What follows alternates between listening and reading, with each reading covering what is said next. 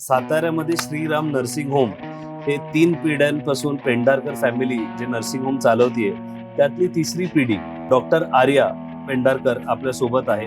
पहिलं आपण बघितलं सर्वात महत्वाचं न्यूट्रिशन डायटिशियन म्हटलं की पहिलं येतं फॅट लॉस आणि माझ्या शिवाय कोण दुसरं या गोष्टीला नीट समजू शकतं. केवळ वजन कमी करण्यासाठी नाही तर विविध प्रकारे आपल्याला आहार तज्ञ मदत करू शकतात. म्हणजे आहार तज्ञ हे बाकी जेवण आणि बाकी गोष्टी करतो तसं they should be regular part of your life. Yes, it should be regular. ज्या गोष्टी चवीला चांगल्या असतात त्या शरीरासाठी चांगल्या नसतात आणि ज्या चवीला चांगल्या नसतात त्या शरीरासाठी चांगल्या असतात. एक टेस्ट शॉर्ट टर्म डाएट होतो आणि बारीक होतो, फरक दिसतो आणि परत आपण त्याच कसं टॅकल करायचं. डाएट करताना सायंटिफिकरित्या किंवा शास्त्रीय दृष्टीने जर आपण कमी केलं, ज्या गोष्टींमुळे वजन वाढत आहेत ते कर्बोदके कमी देणं आणि त्याबरोबर ग्लायसेमिक इंडेक्स कमी असलेले पदार्थ जास्त खाल्ले जातात. त्यामुळे काय होतंय की आपली जी काही पचन क्रिया असते किंवा आपलं जे काही न्यूट्रिशन जे काय आहे तर ते आपल्याला त्या कालावधीमध्ये व्यवस्थित देता येत. माझ्याकडे साधारण 108 kg माणूस होता ज्याला आधीच वाटतच नव्हतं की आपल्याला वजन कमी होईल. या माध्यमातून मी त्यांचे वजन जवळजवळ साबुदाणा हे जे काय आहे या गोष्टी आपल्यासाठी योग्य नाहीये. नाही, पण आपल्याकडे उपवास म्हटलं की साबुदाण्याची खिचडी जर डब्यात ऑफिसमध्ये शाळेत कोणी खिचडी आणली तर पहिला प्रश्न असतो, अरे आज उपवास आहे का. स्टार्चयुक्त साबुदाणा आहे तो आपल्या शरीरामध्ये आपण खाल्ल्यानंतर आणि पाणी पिल्यानंतर तो फुगतो. ती जी काही गोष्ट आहे ती आपल्यासाठी अत्यंत घातक आहे किंवा अत्यंत नकोशी असलेली गोष्ट आहे. एआयचा वापर करून काही हॉस्पिटल्स मध्ये सुद्धा आहार तज्ञांचा तक्ता तयार केलेला आहे. त्या डाएटचा वापर करून तो रुग्ण एक्सपायर झाला, म्हणजे डेड झाला. सध्या ट्रेंड चालू आहे ओझम्पिक इंजेक्शनचा, म्हणजे ते आता चालू आहे ट्रेंड, झटपट पटापट रिझल्ट. खूप कमी जण आहेत की ज्यांना तो डेव्हलप होतो, की ज्यामध्ये की त्यांची प्रकृती अतिशय उत्तम आहे. त्यानंतर बहुतांश लोक जे असे असतात की ज्याच्यामध्ये त्यांना वर्कलोड खूप जास्त असतो आणि अशा वेळी जर आपण हे इंजेक्शन्स वगैरे घेतली तर त्याचा पटकन परिणाम म्हणून आपल्या पेशींवरती अतिशय भयानक परिणाम होतो. जसे की आपल्याला कॅन्सरही होऊ शकतो.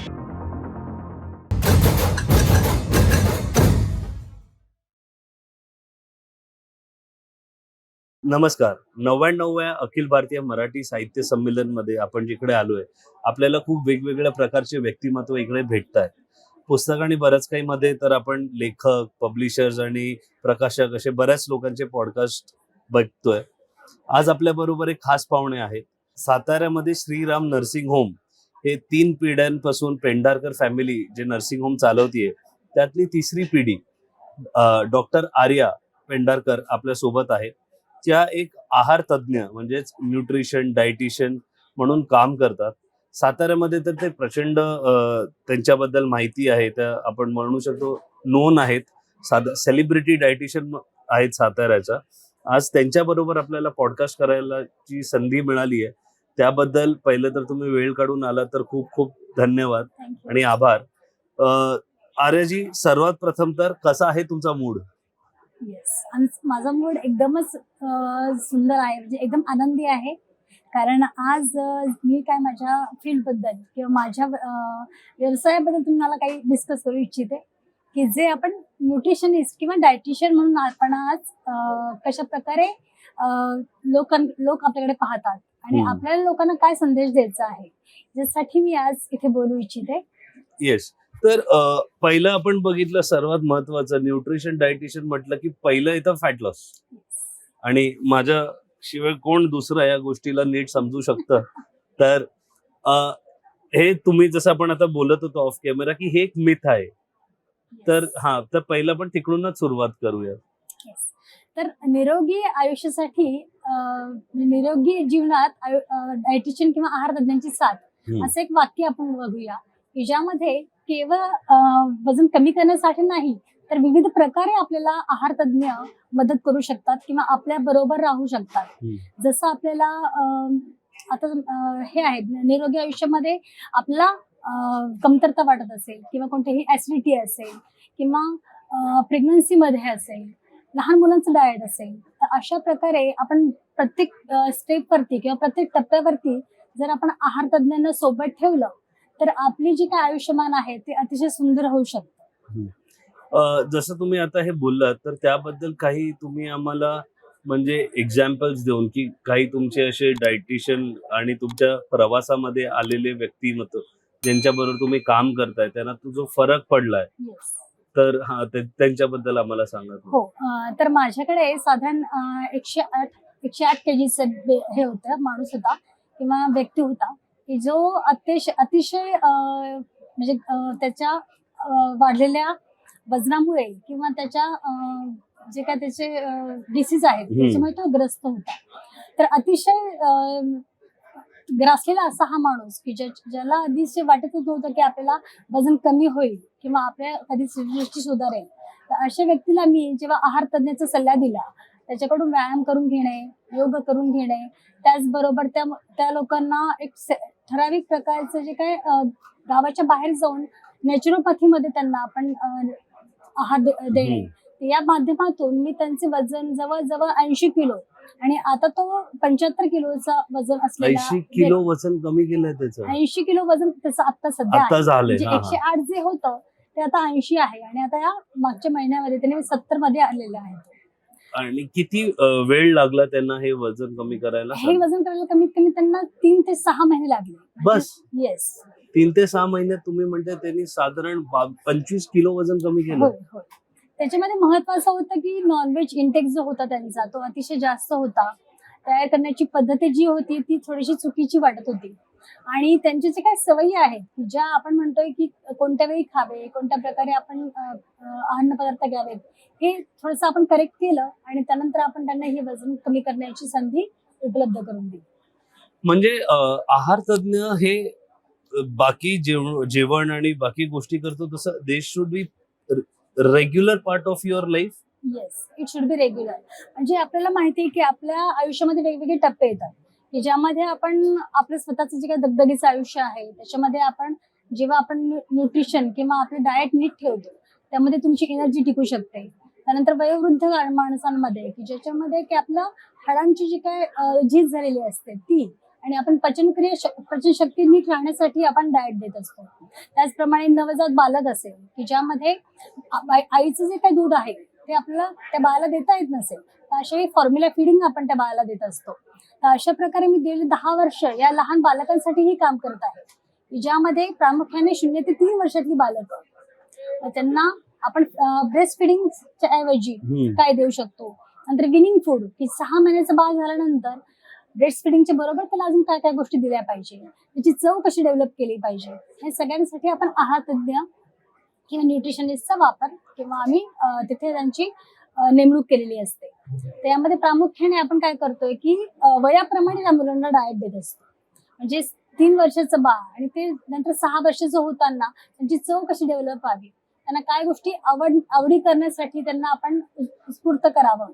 नंतर 6 वर्षाचं बाळ आणि 6 ते 18 म्हणजे हे जे काय वय आहे की याच्यामध्ये आपण विविध प्रकारचे जे काही गोड पदार्थ असेल किंवा ड्रायफ्रुट्स असतील यांचा वापर कसा केला पाहिजे. नंतर भाज्यांचं असेल, भाजी असेल आणि प्रोटीन्स इंटेक याचं आपण कसं त्यांना सवय लावली पाहिजे तर याबाबत आम्ही त्यांना मार्गदर्शन करत असतो.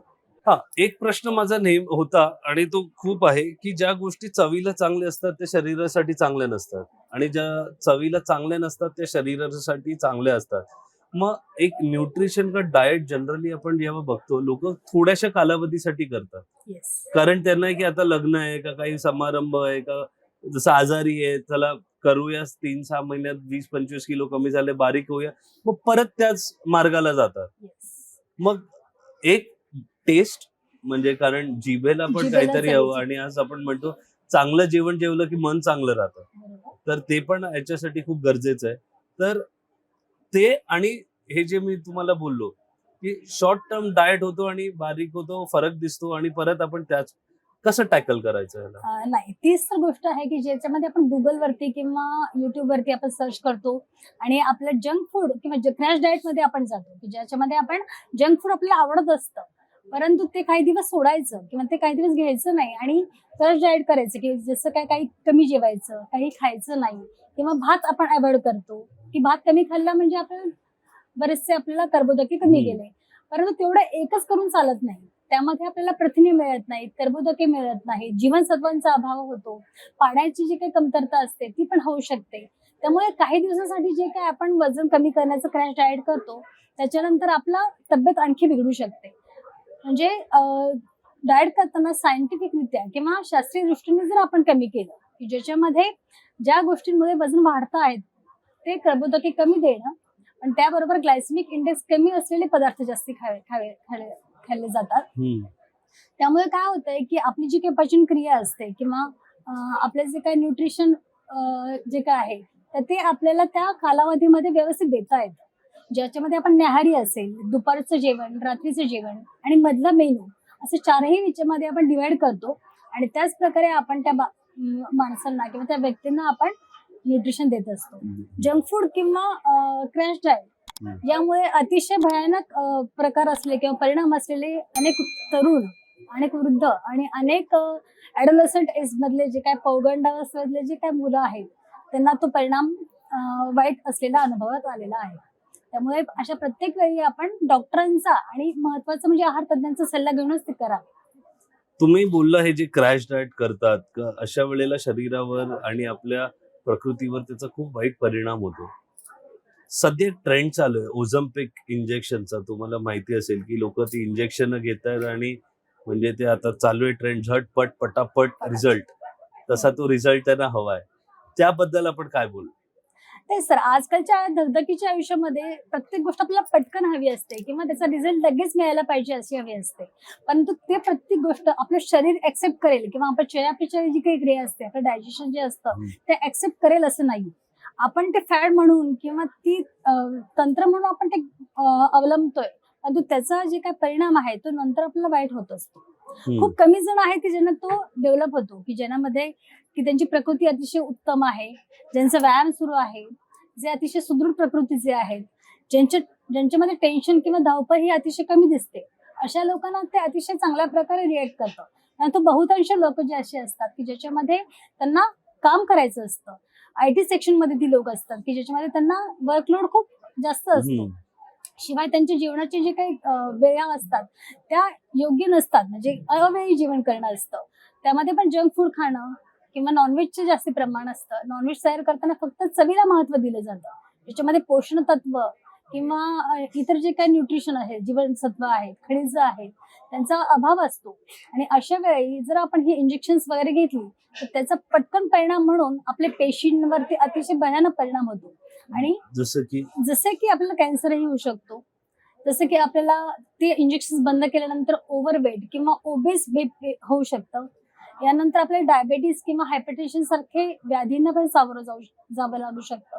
यामुळे काय होतं की लवकर करण्याच्या याच्यामध्ये जर आपण शॉर्टकट पत्करला किंवा आहार तज्ञांचा आणि डॉक्टरांचा सल्ला न घेता किंवा गुगल किंवा युट्यूबवरती जर या गोष्टी पाहून आपण केल्या त्याचे अतिशय खराब परिणाम आपल्याला दिसून आलेले आहेत. शिवाय आजकाल AI म्हणून जे काही आपण वापरलं जातं, तर AIचा वापर करून काही हॉस्पिटल्समध्ये सुद्धा आहार तज्ञांचा तक्ता तयार केलेला आहे, म्हणजे डाएट चार्ट तयार केला जातो आणि त्या डाएट चार्टचा वापर करून तो रुग्ण एक्सपायर झाला म्हणजे डेड झाला. तर अशा प्रकारे AI की जिथे माणसांचा वापर केला नाही, केवळ मशीन्स किंवा रोबोटचा वापर करून या गोष्टी केल्या जातात आणि आहार तज्ञ किंवा डॉक्टरांना महत्व न देता केवळ आपण AI म्हणून पुढे गेलेलो आहोत, आपली टेक्नॉलॉजी खूप पुढे गेलेली आहे, अशा प्रकारे तो डाएट लिहून गेल्यानंतर त्या रुग्णाला मधुमेह, त्याचप्रमाणे दमा आणि श्वसनाचे विकार हे तिन्ही गोष्टी आणि तिन्ही कॉम्प्लिकेशन्स होत्या. आणि अशा प्रकारे केवळ वजन कमी करण्यासाठी किंवा केवळ हार्ट डिसीज त्याचं रोखण्यासाठी जो डाएट वापरला गेला तो अतिशय चुकीच्या प्रमाणात होता आणि त्यामुळे त्या माणसाला डेथ आली आहे. आणि अशी मोठी बातमी परवा न्यूज मध्ये होती. तर आपण हेच पाहायचंय की आपण जलदरित्या न जाता सायंटिफिकरित्या आपण खूप नीट करत नाहीये. फक्त आपण जिभेच्या चवीपेक्षा त्या न्यूट्रिशन पोषण तत्वांना महत्व देतो आणि तुमच्या शरीराला काय महत्वाचं आहे, तुमचं डायजेशन कशा प्रकारे आहे, तुमचे दिवसभराची जी काय धावपळ किंवा दिवसभराचं जे काय तुमचं रुटीन आहे त्याला महत्वाचं काय काय गोष्टी खाऊ शकतो या प्रकारे आपण ते डाएट तयार केलेला हवं. तर तुम्ही बोललात एक घटना ज्याबद्दल तुम्ही आता सांगितलं की एका अशाच हॉस्पिटलमध्ये एक घटना घडली. एक पेशंट आहे, तो हॉस्पिटलमध्ये जातो तर डॉक्टर नर्स आणि जे म्हणतील ते त्यांना म्हणजे ते ऐकण्यापेक्षा त्याच्यावर तो पूर्णपणे विश्वास करतो. मग अशा वेळेला कसं ओळखायचं की हे मला जे दिलेलं न्यूट्रिशन का डाएट आहे बरोबर आहे का चूक आहे? कारण समजा तुम्ही न्यूट्रिशनिस्ट आहात आणि तुम्ही दिलेलं डाएट मी दुसऱ्या कोणाला दाखवणं पण अयोग्य आहे. अयोग्य आहे. मग अशा वेळेला त्यांनी कसं ओळखायला पाहिजे की कसं मला जे मिळतंय का काय असं तब्येतीत फरक पडतोय, कशात फरक पडतोय, की तो फरक ओळखून तो सांगू तरी शकतो की बाबा मला याच्यात काहीतरी गडबड वाटतेय, तुम्ही काहीतरी बदला. सर्वात प्रथम म्हणजे आपण डाएट करताना आपल्याला खूप कमजोरी नाही जाणवली पाहिजे. म्हणजे आपण डाएट करताना आपल्याला हलकं वाटलं पाहिजे. त्यामध्ये थकणं किंवा टायर्ड होणं हे जे लक्षण आहे हे अतिशय धोक्याचं आहे. दुसरी गोष्ट, आपण जे काही करत आहोत तर त्याचा बेस हा आपण आधी न्यूट्रिशनिस्टची किंवा आहार तज्ञांशी डिस्कस केला गेला पाहिजे, की माझी सवय ही आहे. आतापर्यंत मी हे जेवण करत होतो आणि आता जर मला आहार तक्ता करायचा आहे तर त्याचा बेस हा माझ्या रुटीन प्रमाणे असावा. एकदम तुम्ही चेंज करायला गेला किंवा एकदम तुम्ही फ्लक्च्युएट झाला आणि ते जर तुमचं शरीर ऍक्सेप्ट करत नाहीये, अशा वेळेस तुम्हाला चक्कर येणं असेल, कमजोरी जाणवला असेल, त्याचबरोबर आपल्याला थर्स्टी वाटण्यासारखं, आपल्याला पाणी प्यायचं आहे किंवा एनर्जेटिक व्हायचं आहे, असं जी काय प्रक्रिया होते त्यामुळे आपल्याला दिसतंय की हे डाएट आपल्याला सूट होत नाही. मग अशा वेळी आपण काय करायचंय की जास्तीत जास्त प्रमाणात जीवनसत्व कसे घेता येतील. म्हणजे फॉर एक्झाम्पल आपल्याला फ्रुट्स घेतले पाहिजे. फ्रुट्स कोणते पाहिजे त्याच्यासाठी सुद्धा आपल्याला लो ग्लायसेमिक इंडेक्स असलेले म्हणजे संत्र असेल, मोसंबी असेल, नंतर ऍपल असेल, अशा प्रकारची फळं आपण घेतली पाहिजे. त्यानंतर बनानास किंवा चिकू हे जे काय आहे कॅल्शियम युक्त फळं आहेत. याच्यामध्ये जर हे जास्त प्रमाणात घेतली आणि शिवाय यांना कोणाला डायबिटीस असेल किंवा वजन अतिशय जास्त असेल तर ही फळं घेतल्यानंतर त्यांना आणखी ते वजन वाढणार आहे. किंवा सध्या ते केवळ स्मूदी मध्ये वापरणं किंवा आजकाल ओट्स मिक्स मध्ये वापरणं, स्मूदी बॉल्स तयार करून देणं, यामध्ये ही जी काय फळं वापरली जातात ती पण आपल्याला सूट होतात की नाही, त्याची आपल्याला अलर्जी आहे की काय, या सगळ्यांचा आपण इथे विचार केला पाहिजे. आणि कोणतीही गोष्ट त्यांना सूट होती आहे, एका दुसऱ्या व्यक्तीला सूट होती आहे म्हणून मी करणार तर मला इथे सूट होईलच, हे जे काय आपण ब्लाइंडली विश्वास ठेवतो किंवा ब्लाइंडली आपण ते फॉलो करतो ते अतिशय चुकीचं असू शकतं आणि त्यामुळे जीवघेणी परिणामही होत असतात. तुम्ही फ्रुट्सवर एवढं इन्सिस्ट केलं, एक प्रश्न होता, रात्री फ्रुट्स खाऊ शकतो का? नाही, रात्री फ्रुट्स शक्यतो खाऊ नयेत. कारण की काय होतंय की रात्री आपण संध्याकाळी 6 वाजता किंवा 7 वाजता जर जेवण केलं त्यामध्ये आपण सॅलड किंवा खिचडी खाऊ शकतो, पण तो फ्रुट्स हे शक्यतो सकाळीच खावे. ज्याचा परिणाम काय होतो की फ्रेश फूड्स आणि त्याची जी काय पचनक्रिया जी आहे ती सकाळच्या वेळेत चांगली होत असते. संध्याकाळच्या वेळेस ही जी काही फळं आहेत त्याच्यामुळे आपल्याला ऍसिडिटी होण्याचे चान्सेस जास्त असतात. शिवाय आपली झोप जी आहे ती जर पुरेशी नसेल तर त्यामुळे आपल्याला वॉमिटिंग वगैरे सुद्धा होऊ शकतं. आणि शिवाय काय होतंय की रात्रीच्या वेळेस आपण जर केवळ जर फ्रुट्स खाल्ले तर ते करताना हे कमीत कमी नुसतं फ्रूट डाएट किंवा उपवासाच्या दिवशी फळं खावी, जेणेकरून काय होतं की दिवसभरातलं आपलं जे काही जेवण आहे ते आपण न घेता केवळ आपण फ्रुट्स डाएट वरती असतो. मग डिटॉक्स करताना जिथे आपण फळांचा वापर करतो की आठवड्यातून 1 दिवस आपण डिटॉक्स डाएट घेतलं पाहिजे, की ज्यामध्ये आपण फळांचा रस, नंतर प्रत्येक लिक्विड डाएट किंवा लिक्विड गोष्टी जास्त घेतल्या पाहिजे आणि त्या दिवशी तुम्ही फ्रूट डाएट म्हणून घेऊ शकता. मग असा एखादा दिवस जेव्हा असतो की तुम्ही लिक्विड डाएट वर जाता, फ्रुट्स खाता आणि तुम्ही थोड्या वेळापूर्वी बोललात की तुम्हाला लेथार्जिक नाही वाटलं पाहिजे, डोकेदुखी नाही झाली पाहिजे, मग जर ते झालं तर ह्याचा अर्थ जे तुम्ही करताय ते चुकीचं आहे, कुठेतरी आपल्या शरीराला उपयुक्त होत नाहीये, त्याचा वेगळा परिणाम होतो आहे. आता सुरुवातीला जेव्हा आपण साखर घेत नाही किंवा साखर कमी करतो त्यावेळेस साहजिक आहे की आपल्याला कमतरता वाटणं किंवा डोके दुखणं, परंतु 1 आठवडा झालेला आहे परंतु त्यानंतरही तुमची जी काही कंप्लेंट आहे ती पूर्ण झालेली नाहीये. मग अशा वेळेस काय होतंय की तुम्हाला जी काही प्रथिने किंवा कर्बोदके आपण त्या स्वरूपात जी काही शुगर गेली पाहिजे असते किंवा ग्लुकोज त्या स्वरूपात जे गेलं पाहिजे ते जात नाही. केवळ आपण प्रोटीन डाएट किंवा ग्लायसेमिक इंडेक्स कमी असलेली जी काही फळं आहेत ज्यामध्ये आपण प्रोटीन्स आणि हाय फायबर डिश जे वापरतो त्याचं तुम्ही ग्लुकोज इनटेक दिवसभरात होत नसेल तर तो जो डाएट आहे तो आपल्याला योग्य नाही. तुम्ही आता ग्लुटेन फ्री डाएट म्हणतात ज्याला, की ज्यामध्ये आपण दूध किंवा दुधाचे पदार्थ हे त्या बाळाला किंवा त्या माणसाला देऊ शकत नसेल, तर अशा वेळेस आपण सोयाबीनचा वापर करतो किंवा ज्वारीचं पीठ, बाजरीचं पीठ या पिठांचा वापर करतो, की ज्यामध्ये गव्हाचं जे काय प्रोटीन असतं, गव्हापासून मिळणारं प्रोटीन ग्लुकोज, तर ते ग्लुटेन जे आहे तर त्यांना आपण त्या माणसाला देऊ शकत नाही. मग अशा वेळेस त्यांना प्रोटीन्सचा वापर कसा केला पाहिजे, आणि ज्वारी आणि बाजरी आणि नाचणी, रागी या तिघांचा आपण वापर कसा करू शकतो, राईस किंवा भात कसा दिला पाहिजे, भातामध्ये आपण फायबर्स कसे वाढवले पाहिजे, नंतर प्रोटीन्स कसे वाढवले पाहिजे, टोफू असेल, पनीर असेल, चिकन असेल किंवा एग्ज असेल, याचा वापर करून आपण त्या माणसाला त्या गोष्टी दिल्या पाहिजे, जेणेकरून त्याला फुल डाएट आणि वजन कमी करण्यासाठीचं डाएट असं दोन्ही आपण देऊ शकतो. एक साताऱ्यात आहोत म्हणून एक प्रश्न विचारतो. आता आम्ही कोकणातून येतो, तिकडे जर तुम्ही बघितलं तर मासे का नॉनव्हेज खाताना नेहमी पालेभाजी ऍड केली जाते.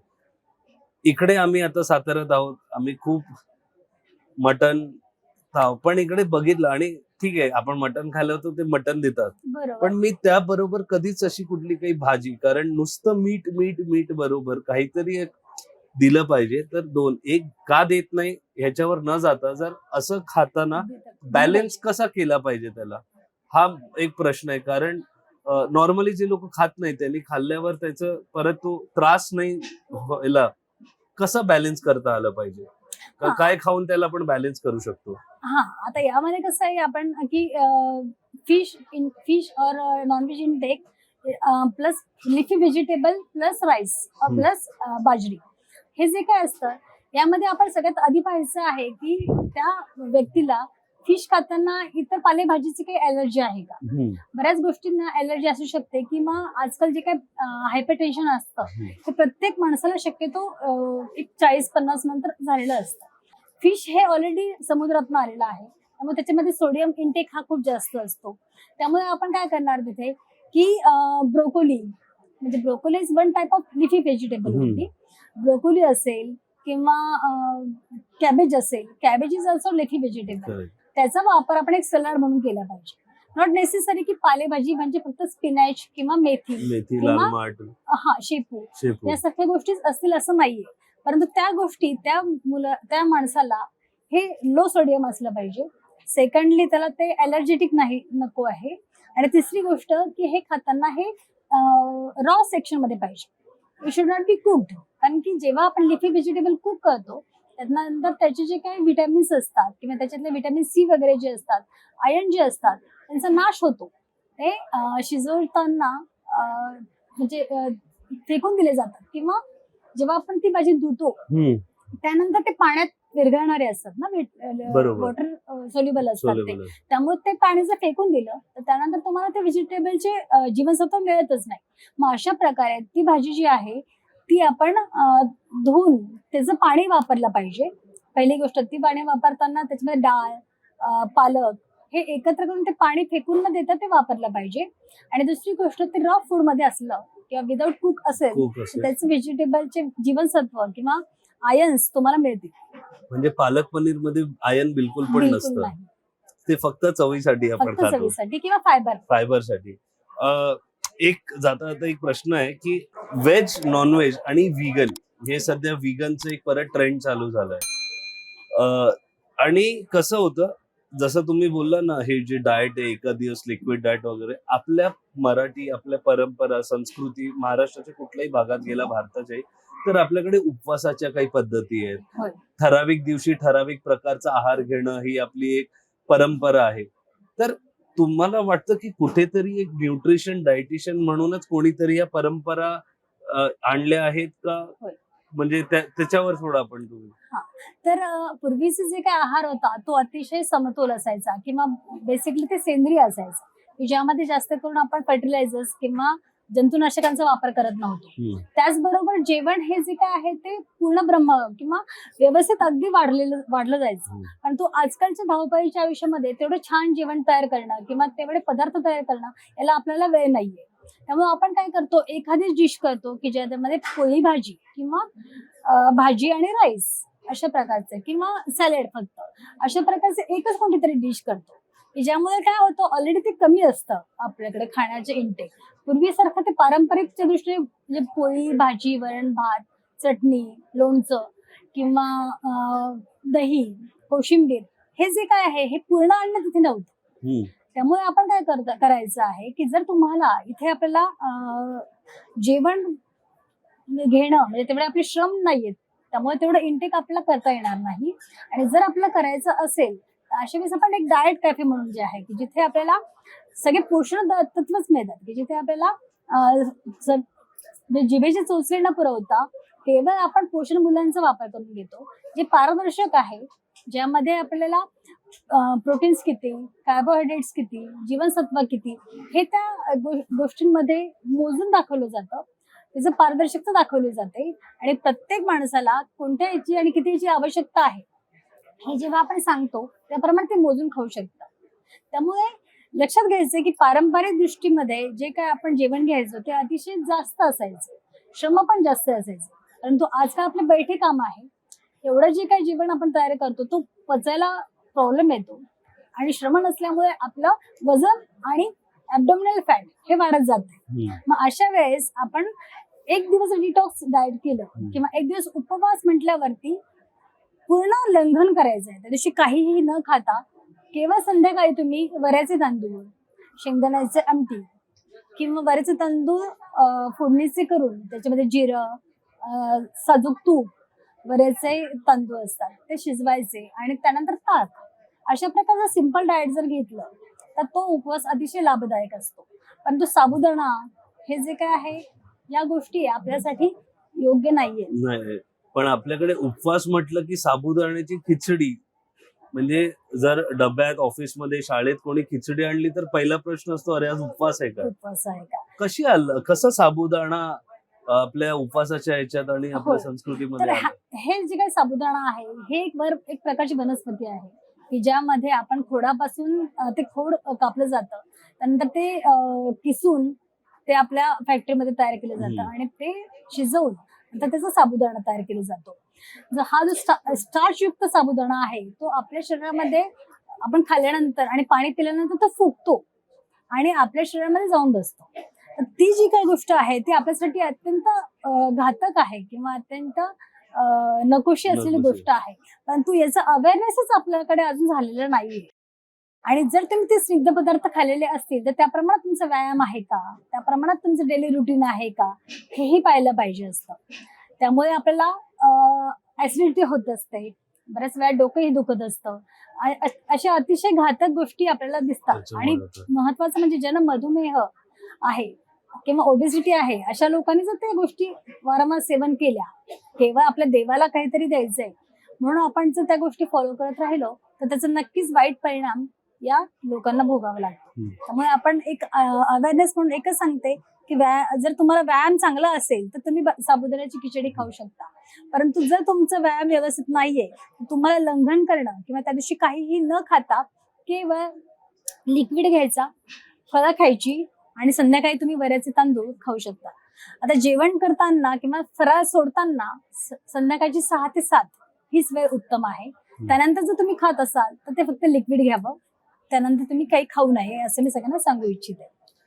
बोलता बोलता तुम्ही डाएट कॅफे बद्दल बोलला हा एक इनिशिएटिव्ह तुम्ही सुरू केलेला आहे. मी पण साताऱ्यामध्ये डाएट कॅफे चालवत आहे की ज्यामध्ये आपण काय करतोय की आहार तक्ता लिहून दिल्यानंतर काही गोष्टी किंवा काही रेसिपीज आम्ही स्पेशली त्या माणसांना देत असतो. मग अशा वेळेस शहरामध्ये किंवा बऱ्याच वेळा आपण बघतो की घरामध्ये त्या एका व्यक्तीसाठी तसं आहार करणं थोडंसं कॉम्प्लिकेटेड होतं किंवा टाइम कन्झ्युमिंग असतं.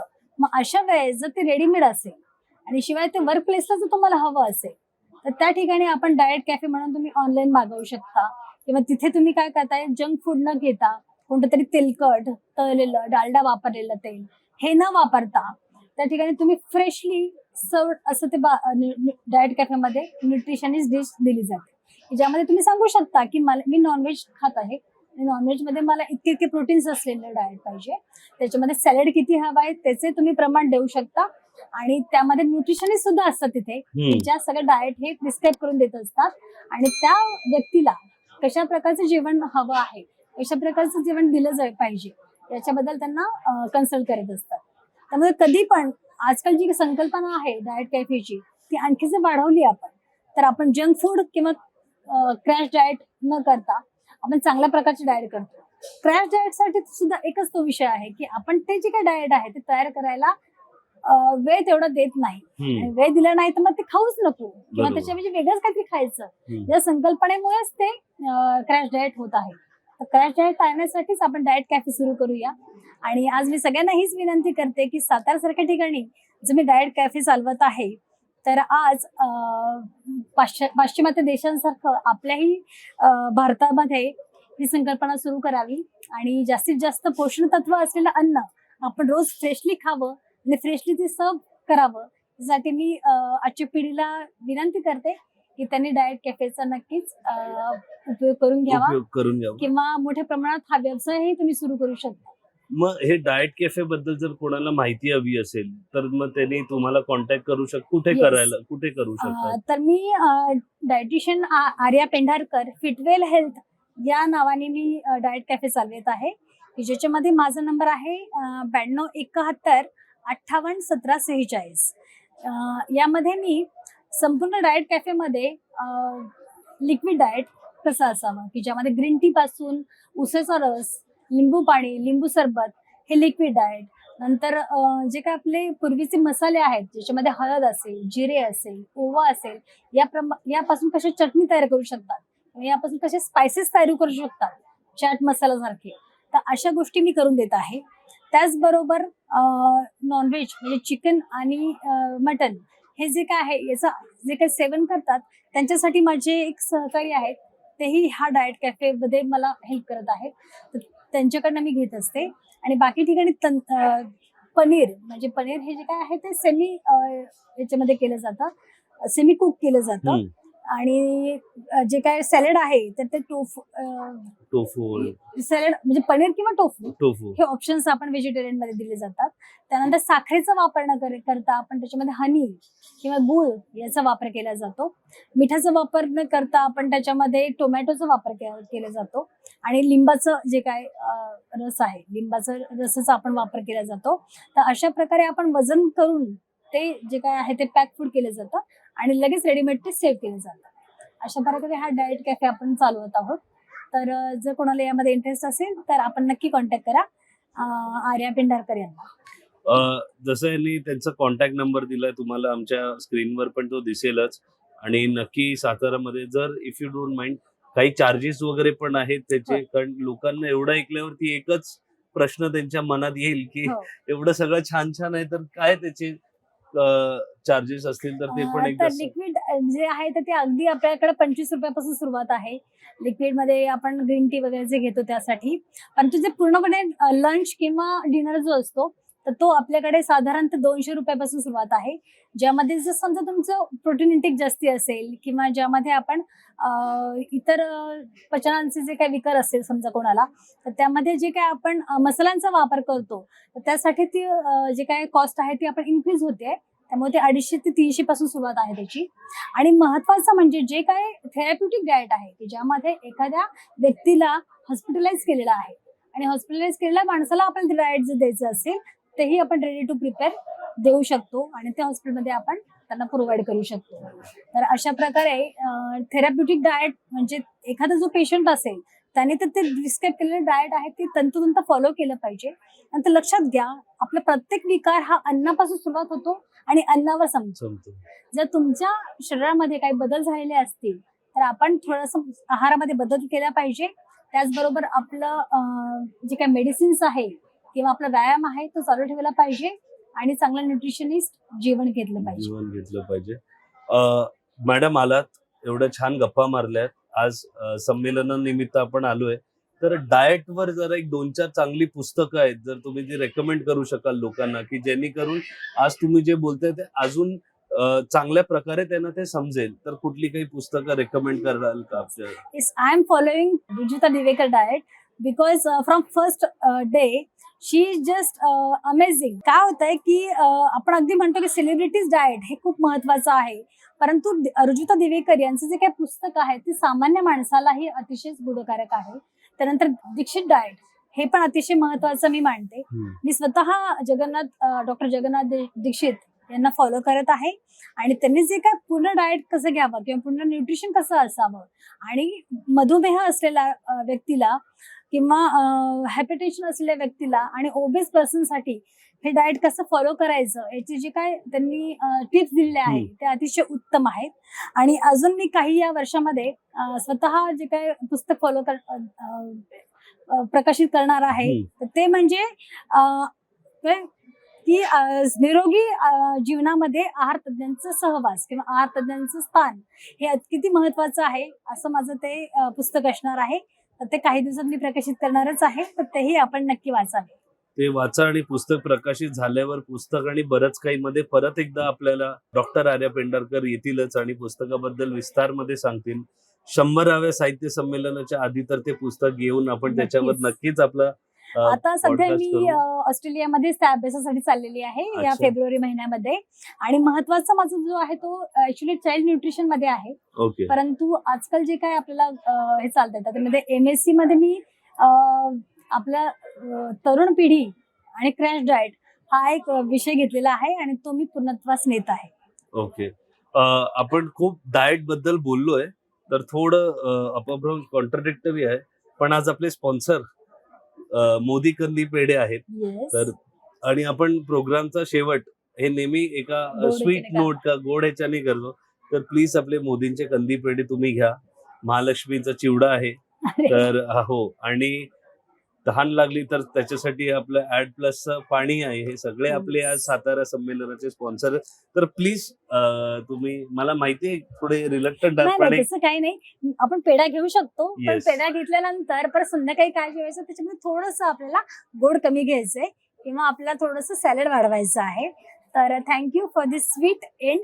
अँड पुन्हा सगळ्यांसाठी किंवा आहारासाठी काही कॉन्टॅक्ट करायचं असेल तर आहार तज्ञ आर्या पेंढारकर आणि जोशी सर यांनाही आपण सांगू शकता.